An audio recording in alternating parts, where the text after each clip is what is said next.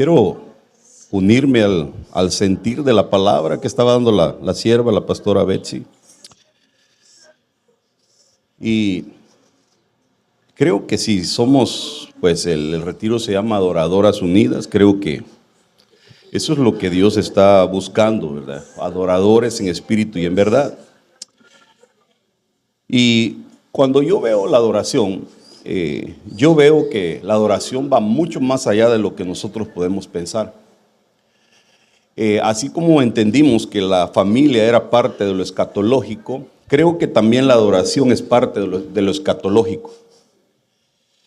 Y cuando dice en Apocalipsis 5:11, y miré la voz de muchos, y la voz de muchos ángeles alrededor del trono, y de los seres vivientes, y de los ancianos, y el número de ellos era millones de millones. Qué interesante, hermano, que hay millones de seres que adoran al Señor. Entonces, yo veo que la escatología de la alabanza y de la adoración va mucho más allá. Aún cuando el Señor formaba todo, dice que las estrellas se regocijaban. Y sigue diciendo, que decían en alta voz, el cordero que fue inmolado es digno de recibir el poder, las riquezas, la sabiduría, la fortaleza, el honor, la gloria y la alabanza. Eso es la kenosis. Pero cuando veo yo que en Apocalipsis 4:6 sigue diciendo, delante del trono había también algo que era transparente como el cristal y que parecía un mar. En el centro del círculo, alrededor del trono, habían 4 seres vivientes que tenían ojos en todo el cuerpo, por dentro y por detrás. Y eso es a lo que nosotros le llamamos la introspección, la capacidad de poder vernos a nosotros mismos. Un adorador tiene que poder verse a sí mismo. No solamente verlo de afuera, lo de los demás, sino verse a él. Y entonces cuando nos convertimos en adoradores, vemos que estos seres, Ezequiel los describe con un aspecto que tenían varios rostros. Y yo veo que esos rostros de estos seres que son adoradores, para nosotros son una especie de estrategias de batalla, porque cuando somos adoradores, el Señor nos da estrategias de batalla en la vida. Y entonces cuando veo, por ejemplo, a Jehú, porque esto sería un tema solamente, explicar este tipo de estrategias. Yo veo que Jehú, primero Elías no pudo con Jezabel, porque él, cuando ve los rostros de estos, un rostro era de hombre. Y Elías quiso enfrentarse como hombre a Jezabel, pero esa no era la estrategia correcta, porque para eso hay 4, hay águila. Vemos que Jehú le corresponde esa asignación de acabar con esta potestad. Y entonces él hace una pregunta cuando Jezabel está ahí arriba, ¿verdad? Usted sabe que Jezabel quiso decirle, mira, aquí estoy arregladita y todo, pero él le dice, grita Jehú y dice, ¿quién está conmigo? Y allá al fondo se oye que dice, aquí estamos, ¿verdad? Unos eunucos. Que el eunuco es una persona que pues ya fue de alguna manera, perdón por lo que voy a decir, pero están castrados. Ya no llevan la semilla de ellos. Y eso es lo que representa al buey. Y por eso es que entonces Jehú entiende y dice, yo no puedo ir contra Jezabel con una estrategia de hombre ni de águila, sino que tengo que ir con una estrategia que sea de buey. Y entonces dice, ustedes son los adecuados que me van a ayudar. Y entonces dice, ustedes están conmigo, pues arrójenla. Y entonces la matan, la tiran. Usted habrá leído esa historia. Pero entonces vemos que aparece en el libro de Daniel una estatua, ¿verdad? Que a Daniel se le conoce también como el libro del Apocalipsis de Daniel. Y dice que el rey Nabucodonosor hizo una estatua de oro, la altura de la cual era 60 codos y su anchura de 6, ahí son 66. Y ya hemos visto que él levantó esta estatua en la provincia de Babilonia. Y vimos que hemos visto, o por lo menos yo creo que usted ha visto los 6 instrumentos que se mencionan ahí, que con eso completaríamos un 666, ¿verdad? Pero lo interesante de este hombre es que cuando Daniel le explica lo que la estatua significa, entonces viene él y Daniel le dice, ¿sabes qué? La cabeza es el reino que tú tienes, ¿verdad? No sé si se desconectó. La cabeza de la estatua representa tu reino. Entonces el material era, la cabeza era de oro. Entonces viene este hombre y dice, bueno, si la cabeza soy yo y después siguen otros reinos, voy a hacer una estatua que sea toda de oro. Y entonces, como quien dice, voy a tomar posesión e implanta una estrategia satánica, de alguna manera profetizando algo que no era lo que Dios había dicho que iba a suceder. Entonces levanta una estatua toda de oro y empieza a implantar en el sistema una especie de adoración a esa estatua, y el que no lo hacía lo iban a meter a un horno de fuego. Fíjese pues que esas cosas tienen significados escatológicamente, ¿verdad? Entonces, ¿por qué él levanta esa estatua? Porque estaba implantando una adoración que no era genuina. Y la adoración tiene que ver con lo profético, porque él estaba profetizando algo en contra de lo que Dios no había dicho. Fíjese. Entonces vemos que la estatua de oro, toda de oro, era representando el reino de él. Pero Dios no había dicho eso. Bueno, aquí vemos todos los instrumentos. Déjeme ir rápido porque ya no tengo tiempo. Pero espero que usted esté anotando. Y yo las veo con bastantes dientitos. Yo sé que ya come carne. Pero este hombre dice, ¿saben qué? Al sonar de los instrumentos tienen que postrarse y tienen que adorar. Antilugar atrios, antilugar santo, antilugar santísimo. Y entonces cuando yo veo la danza, la alabanza y la adoración, son lugar atrios, santo y santísimo. Entonces una adoradora no es alguien que solamente toca instrumentos o que solo toca pandero. Tiene que avanzar a la alabanza y luego a la adoración a Dios. Por eso es que es adoradoras unidas.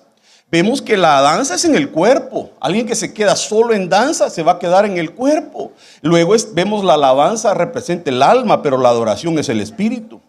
Y yo no sé si usted quiere avanzar. Alguna de las hermanas, la pastora Yaira, me parece que explicaba un poco acerca de lo que era este tabernáculo. Y es interesante, aclaro, que a David le dicen que el tabernáculo de David es el que van a restaurar.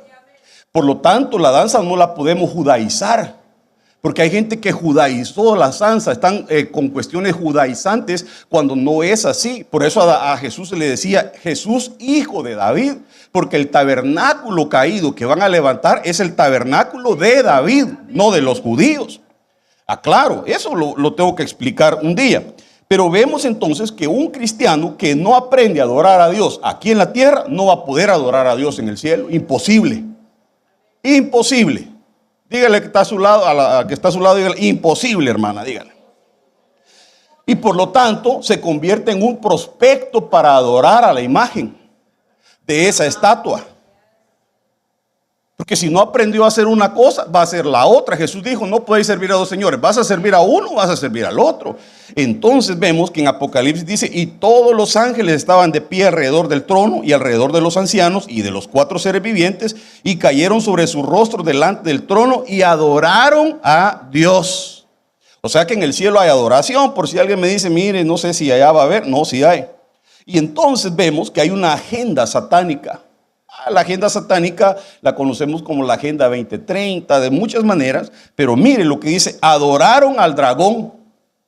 O sea que hay parte de la iglesia que no entendió que cuando en Génesis 3:15 le dicen que la mujer va a ser enemiga de la serpiente, porque la Biblia dice que esa serpiente, la serpiente antigua, el diablo o Satanás, ahora dice que es el dragón. O sea que creció, avanzó.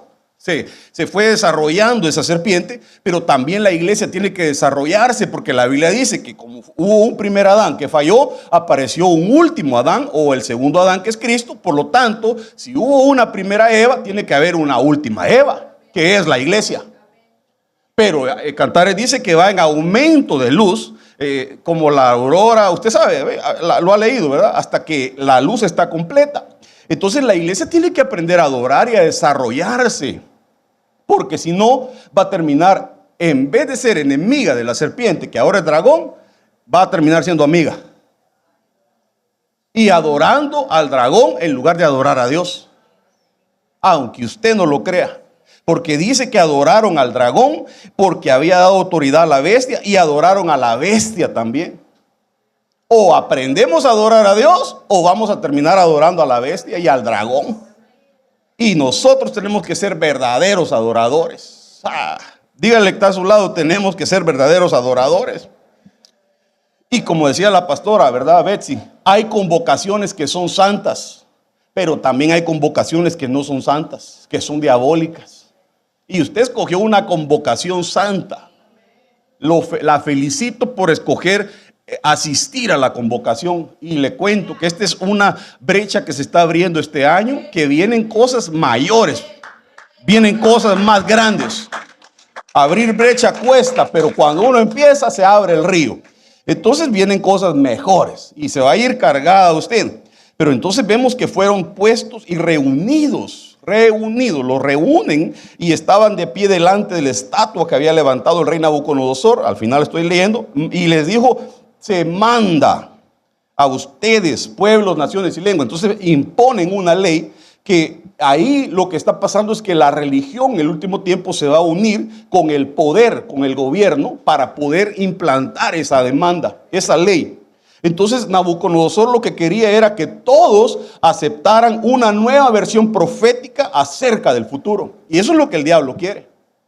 Que usted y yo aceptemos una versión diferente del futuro, pero Dios ha dicho: yo tengo planes de bien para ustedes y no de calamidad, para darles un futuro glorioso, lleno de esperanza. Entonces el enemigo, a través del falso ministerio profético, quiere implantar una profecía falsa acerca de tu vida. Pero que el Señor lo reprenda, porque creo que Dios está levantando verdaderos adoradores en este tiempo.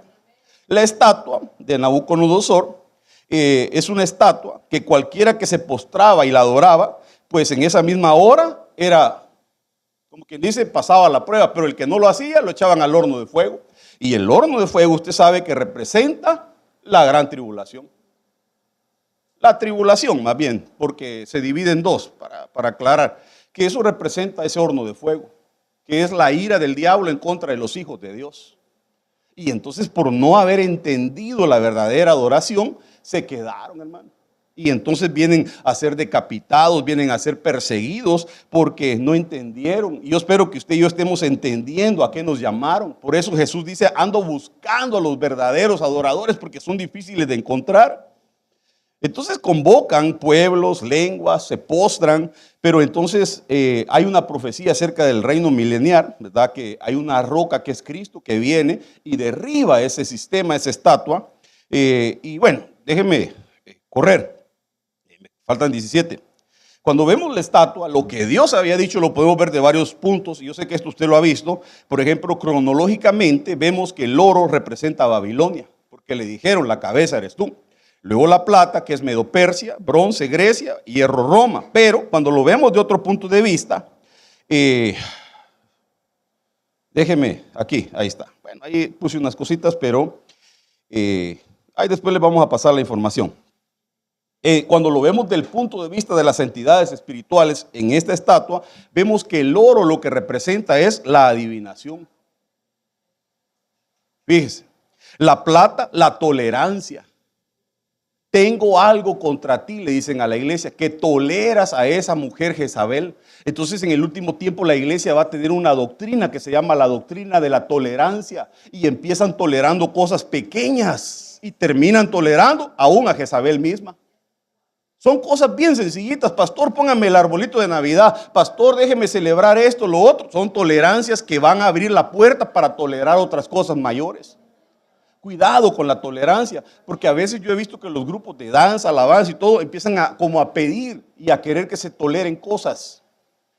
Y por eso uno como ministro cuida la alabanza, la danza, todo en la iglesia, porque no queremos permitir esa tolerancia. Luego el bronce significa la sexualidad mezclada, que tiene que ver con la Agenda 2030. Y estaba platicando con el pastor Humberto anoche, que nos vimos rapidito, y estábamos comentando acerca de eso. ¿Cómo es que hay iglesias presbiterianas, luteranas, que tienen sus banderas gay y permiten casamientos entre el mismo sexo y todo? Y se ha metido en lo que se llama la iglesia de Cristo, aunque no son pseudo iglesias. pseudo cristianos. Se metió una mezcla en la sexualidad y el hierro es la fuerza humana. Entonces, pero veámoslo de otro punto. Esta cosa, bueno, por andar poniendo tanto efecto, mire lo que pasa. Mire, cuando le damos una importancia, pero del punto de vista que le damos nosotros como hombres, porque también tenemos que verlo de varios ángulos. Cuando hablamos de la cabeza, es la intelectualidad. Cuando queremos todo verlo así, con el intelecto. La plata significa el dinero en el corazón. Cuando empezamos a negociar con las cosas. Voy a ir a adorar, pero ¿cuánto me van a pagar? Voy a ir a servir, pero ¿cuánto me van a dar? El bronce, la alimentación, cuyo Dios es el vientre y cuya gloria es su vergüenza, dice la Biblia, y el hierro mezclado con el barro es el humanismo. Y bueno, otra vez, avanzo. Adoración forzada. Mire, y el pregonero pregonaba en alta voz, mandase a vosotros, oh pueblos, naciones. Entonces, esa es una imposición. El ecumenismo va a ser la religión y el poder para dictar la orden de adorar a la bestia. Una orden, como no quisieron adorar por su propia cuenta cuando podían, entonces ahora los van a forzar a adorar. Entonces, el adorador tiene que ser genuino, tiene que adorar porque le nace, porque nació para eso. Nací para adorarte, Señor. ¿Cuántos nacieron para adorarle? Le van a dar aliento a la bestia. Voy pasando ahorita estamos en un tiempo de la inteligencia artificial que todo esto va a acelerar, creo, lo que está pasando ahí en esa profecía. Pero fíjese que entonces aparecen cánticos diabólicos, porque como usted sabe que Satanás era un querubín que fue un modelo de perfección, que era un modelo para poder hacer varios de esos, ¿verdad? Entonces, y no pasó la prueba. Entonces a él le habían dado una cosa que era la alabanza. Los instrumentos, dice Ezequiel, fueron preparados para ti en el día en que te creamos. Entonces viene él y como cae, entonces se lleva la alabanza y empieza a manipular la alabanza. Y dice que aquí, cuando adoran a la bestia, utilizan la alabanza, porque la alabanza, la danza y la adoración van de la mano los tres. Vemos que el diablo va a querer contaminar la alabanza y la adoración. La va y la está contaminando. Pero entonces, fíjese que aparecen una serie de cánticos, que estos yo creo que usted ya los ha visto, pero solo quiero darles un toquecito a cada punto. Por ejemplo, vemos que existe un canto que se llama el canto de los borrachos. Y no necesariamente es que los de la alabanza andan borrachos, sino que lo que quiere decir es que están emborrachados de cosas en su corazón y eso están ministrando al pueblo. Lo que decía el pastor, ¿cómo va a haber un líder de alabanza que no lee la Biblia, que no ora, que no ayuna, que no hace nada de eso, que a la hora de que termina de tocar se va para afuera y no oye palabra? ¿Quién fue el que dijo? Pues solo me estoy apoyando, ¿va? Para que no... ¿Y qué va a ministrar él? ¿Qué tiene para dar si nosotros damos de lo que tenemos? Uno no puede dar lo que uno no tiene. Y se supone que somos ministros. ¿Para qué pasa la danza? ¿Para lucirse o para dar? Entonces vemos que puede ser que estemos borrachos. También está el canto de los burladores. Porque eso, bueno, ahí están los versículos y diferentes versiones. Pero dice que se burlan de las cosas de Dios y de la venida del Señor y aún de sus mismos ministerios. Hay gente que se burla de las cosas de Dios. Mire, está el canto lúgubre, que ministran tristeza y manipulan el alma de las personas. Pura manipulación. O sea, no pueden ni predicar si no tienen una musiquita de fondo, así hermano, como para llegarle al alma. Cierre sus ojos. Como un hermano que yo le dije, bueno, mira, le dije yo, ¿y vos cuando orás, por qué pones música? Ay, pastor, es que con música, yo sin música no, man, le dije yo. Porque como eso manipula el alma. Y hay gente que lo que hace es manipular el alma, pero lo que Dios está haciendo es un trabajo aún más profundo en nuestras vidas. El canto de la ramera. Ese cántico lo que tiene que haber es aquellos que hacen alabanza, pero por negocio, que se prostituyen. Que el Señor nos ayude, hermanos. ¿Qué más? El canto de los tiranos, que es un espíritu de control. Hay gente que lo quiere controlar a uno, hermano. Hay gente que controla. Manipuladores. También está el canto fúnebre, que lo que ministran es muerte al pueblo en lugar de ministrar vida. Oh, están tomando fotos, ¿verdad? Aquí lo bueno sería moverse, fíjese, y allá que muevan las cámaras. Y mire este otro, el canto de los necios, que allá les tapé a ustedes, ¿no? A ver, ¿para dónde me voy a ir? Vaya. ¿Qué hacen ellos? Ministran enojo. Imagínese a alguien que ministra enojo, hermano. Qué triste será eso. El que ministra, pero que lo que está ministrando es un enojo. Bueno, me quedan 9. Entonces debe de haber una unción profética en la alabanza. Fíjese.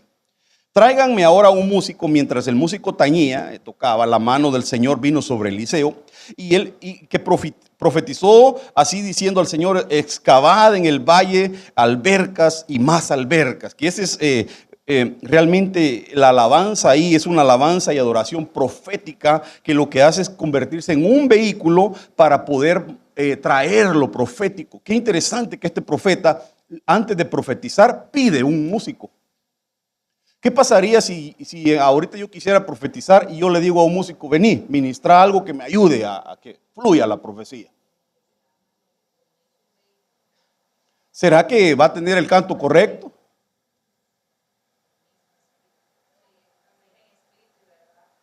Si es en espíritu y en verdad, sí, porque vamos a estar en lo mismo. Pero ¿qué pasa si no? Lo interesante, por eso es que a Judá le dicen: Judá subirá primero. Pero mire, entonces, la danza, la alabanza y la adoración profética. Después llegarás a Gibea de Dios, donde se encuentra una guarnición filistea. Al entrar en la ciudad tropezarás con una agrupación de profetas, o una compañía de profetas que bajan del altozano, precedidos de arpas, tambores, flautas, cítaras y todo aquello, y todos ellos profetizando. Fíjense. Y entonces, profetas, compañía de profetas con instrumentos, entonces vendrá sobre de ti el Espíritu del Señor y profetizarás con ellos y te convertirás en otro hombre. Una alabanza profética que suelta lo profético. Pero si no hay eso profético en la alabanza, en la adoración, ¿cómo se va a soltar? Por eso es que a veces no hay ese mover profético. Cuando no hay profecía en una iglesia tenemos que preocuparnos. Porque no está hablando Dios. Por eso es que en Malaquías al final hay una página en blanco, porque Dios no habló. Porque el sacerdocio estaba patas arriba. Y el Señor dijo: ¿saben qué? Ya no les hablo. Entonces Moisés, oiga, y los hijos de Israel entonaron este canto al Señor: cantaré al Señor, gloriosa es su victoria, caballos y carros ha arrojado en el mar. El pastor realmente tendría que ser el líder de alabanza general. Todo ministerio o departamento en una iglesia tiene que estar sujeto a autoridad. No puede estar haciendo lo que quiere. La alabanza tiene que estar sujeta. Esta es la lista, pastor, que queremos cantar. Aprueba los cantos. No va a aparecer ahí cantando una salsa, un merengue que no está aprobada. ¿Sí me estoy dando a entender? La danza, todos tienen que estar bajo autoridad. Reportar, ¿sabe qué? Hemos hecho esas reuniones que hacemos de danza y aparecen grupos de danza que yo sé que están aquí o no están, tampoco me importa, porque eso está en la Biblia, y llegan unos sin permiso. El pastor ni sabe dónde andan, solo son como aquel viajero que se le apareció allá, errante, sin rumbo. Y no sabe, ¿y tu pastor quién es? Hay unos grupos que se juntan de varias iglesias, y no sabe el pastor dónde andan. Es como cuando alguien me llama: pastor, ando por aquí por el área, agarra mi número en el rótulo que está en la iglesia: pastor, ando en el área, mire, cree que me da chance, mire, yo predico, mis hijos tocan, mi esposa recoge la ofrenda y se la gasta, somos una familia ministerial, me dicen. Y yo le digo: ¿y quién te cubre? ¿Quién te manda? El Espíritu Santo.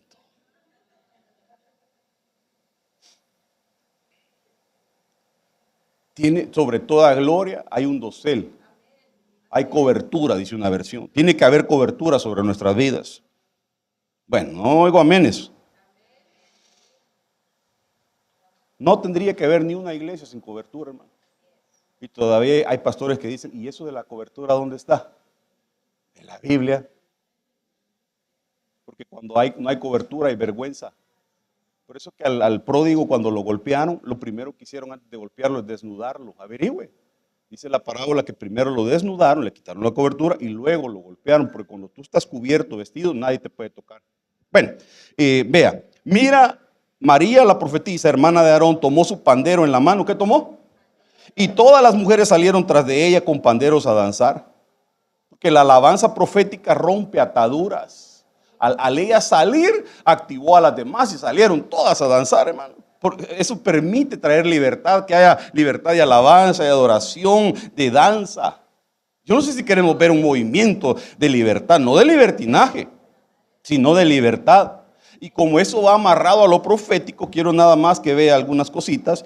Vemos que me quedan 4, que hay en los falsos profetas, porque era lo que Nabucodonosor estaba haciendo con la estatua, ¿verdad? Era un falso profeta que estaba presentando una visión falsa del futuro, que no era lo que Dios había dicho. 1, se disfrazan. 2, engañan. Tienen señales y prodigios, pero para engañar. Ahorita se lo voy a demostrar. Y tienen herejías destructoras y niegan al Señor. Señales de un falso profeta. También, ¿para qué sirve? Porque hay verdadero y falso. El que profetiza, dice la Biblia, por su parte, el que profetiza habla para hombres, edificando, exhortando y consolando. Factores importantes. ¿Qué pasa con un falso profeta? Usa la profecía para destruir y para guiar. Como es profeta y Dios le habló, quiere llegar a darle órdenes al pastor. Y él quiere guiar, pero dice que es para consolar, para edificar y para exhortar. ¿Y cómo vemos que un profeta es verdadero? Lo profético, que no es un asalariado. Porque dice en 2 de Pedro 12:15, abandonando el camino recto se extraviaron y siguieron el derrotero de Balaam, hijo de Bosor, que amó un salario de iniquidad, de ojos abiertos, pero caído. Interesante. Entonces, por favor, voy terminando, 3 minutos. Moisés, la Biblia dice que era un profeta. Dice, no surgió en Israel un profeta como Moisés. Interesante. Que también le llaman el pastor del desierto. Y mire, dice, hicieron, cuando vemos en Éxodo 7:22, dice que los magos de Egipto, ¿se acuerda que allá le dije yo que la hechicería era lo que representaba aquí la cabeza? ¿Se recuerda? Dice que hicieron lo mismo con sus encantamientos. O sea que hay imitación del enemigo. Imitan los mismos milagros. Por eso es que van donde el brujo y les hace el milagro, hermano. Para confundir. De modo que el corazón de Faraón se obstinó y no les hizo caso. Fíjese qué tremendo. Pero ¿quiénes eran estos que se le opusieron? Porque yo soy bien travieso, hermanos. A mí me gusta averiguar todas las cosas. Yo vi que Moisés, esos que llamaban, dice que uno se llamaba Janes y el otro se llamaba Jambres. Fíjese pues, eran la oposición al enviado de Dios que llevaba milagros y que también hacían milagros. Y aquel hacía un milagro y aparecía Janes y Jambres haciendo milagros también, hermano. Janes y Jambres eran enemigos del ministerio profético. Y Janes quiere decir lleno de placer o pobre. Aquí lo que yo veo es que lo que quiere hacer es que quieren engañar al pueblo de Dios llenándolo de placeres para que alcancen pobreza, terminen siendo pobres, cuando ellos creen que son ricos. Por eso es que le dicen a la iglesia de Apocalipsis, tú dices que eres rico, pero yo te digo, eres un pobre, un desventurado, un ciego, bueno, para nada casi le dice. Y luego aparece Jambres, que es un amargado, la amargura.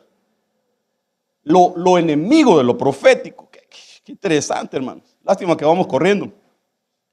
Janes, placer o pobreza, dice que Abraham, voy a terminar con este rema. Abraham habitó en Canaán y Lot en las ciudades de la Vega. Oiga, plantando sus tiendas hasta llegar a Sodoma. Porque cuando Abraham va a liberar a su sobrino, lo que hace Abraham es que agarra el diezmo y se lo da al Señor. Y Lot le dieron todo lo que había recuperado a él y a todos y no diezmó. Dice el poder del diezmo.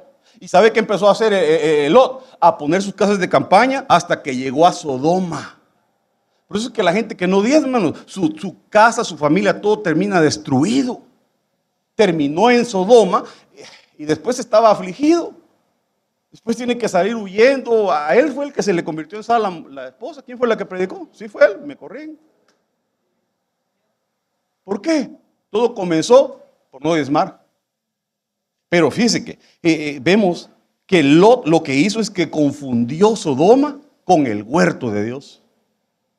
Con el placer, el placer, salir a pasear, el parque, todo eso lo confundió con el huerto, cuando no era el huerto. Las obras de la carne, le empezó a dar placer a las obras de la carne. ¿Y sabe qué? Terminó en pobreza espiritual. Cuidado, cuidado, cuidado. Hambres, amargura. Y con lo profético termino, porque es de lo que me enfoqué, ¿verdad? Jonás, usted sabe que el tipo se amargó, porque lo que él fue a profetizar de aquí a 40 días, Nínive será destruida, y era lo que él quería ver. Y como el Señor tuvo misericordia, ¿sabe qué? Se amargó. Se amargó porque Dios tuvo misericordia. Y porque no hizo como él había profetizado. No era acaso mejor la misericordia que cumplir la palabra. Porque hay gente que quiere profetizar y quiere que se cumpla, hermano. ¿Y qué si Dios cambia? ¿Y qué si Dios dice, no voy a traer destrucción? ¿Qué si hoy Dios dice, estoy extendiendo mi misericordia para ti? ¿Qué si hoy dice el Señor, hoy te estoy extendiendo el plazo que tenía para ti? Posiblemente esta semana tocaba morirte. Y usted ya está asustado y diciendo, ¿cómo que me iba a morir? ¿Acaso no dice Job que hay una cita predestinada para nosotros con la muerte? ¿Acaso podrá alguien por mucho dinero evitar la muerte? Si es un día estipulado. Pero si Dios dice, te alargo mi misericordia, así como a Ezequías que le dijeron, te voy a dar, ¿cuántos años más? 15 le dieron, hermano. 15 años más. ¿Y qué si hoy Dios dice, te estoy extendiendo mi misericordia? Porque veniste al lugar correcto y me ha agradado de ti y estoy extendiendo el báculo de misericordia a tu favor. Para Dios no hay nada imposible. Gloria a Dios. Póngase de pie, porque el tema es inmenso, pero no es el punto terminarlo, sino dejar que el Señor haga su obra. Yo sé que estábamos en una administración linda y yo sé que tiene hambre, pero dice que hay alguien que se levantó en contra de Jeremías, que se llamaba Pasur, porque él profetizó lo que él no quería oír. Y cuando profetizó, se enojaron contra él, fíjese. Se enojaron porque a veces no quieren escuchar la voz de Dios y quieren oír lo que quieren ellos oír, no lo que Dios dice. Y por eso es que lo mandaron a encerrar, a golpear ahí. Pero esa es prosperidad, quiere decir, y blancura. Una falsa prosperidad y falsa santidad. Pero el adorador sabe presentarse delante de Dios con un corazón así abierto, sin engaños, sin hipocresía. Padre de la gloria. Que lo que has comenzado, Señor, en estos días pueda ser terminado en nosotros. Queremos dar la medida, Señor. Queremos dar la medida, Señor. Yo quiero dar la medida. Que cuando me presente delante de ti, Señor, sea hallado digno, no por mis obras, ni porque yo lo merezca, sino porque tu gracia me alcanzó y tu misericordia, Señor. Que en medio de todas mis debilidades yo pueda encontrar tu gracia, Señor. Que a pesar de mis errores, de mis fracasos, de mis pecados, de mis faltas, de mis problemas de carácter, Señor, yo pueda encontrar tu misericordia y tu gracia. Y que cuando levante mis manos, Señor, pueda hacerlo con sinceridad, reconociendo mi condición, sabiendo que no soy digno, Señor, pero que por tu gracia, Señor, podemos estar hoy delante de ti. No somos merecedores. No merecemos nada. Ningún privilegio, ningún ministerio merecemos. Ha sido por tu pura misericordia, Señor, que estamos aquí hoy. Gracias por cada una de estas mujeres de Dios. Que creo, Señor, que hoy se está marcando un tiempo para ellas, un tiempo profético, porque al que cree todo le es posible. En el nombre de Jesús,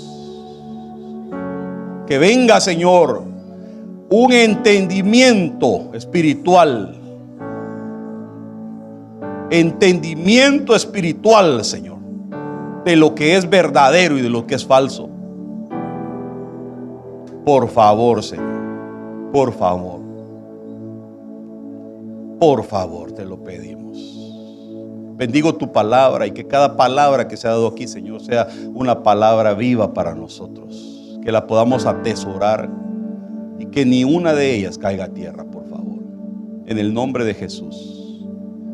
En el nombre de Cristo Jesús. Gracias, Padre.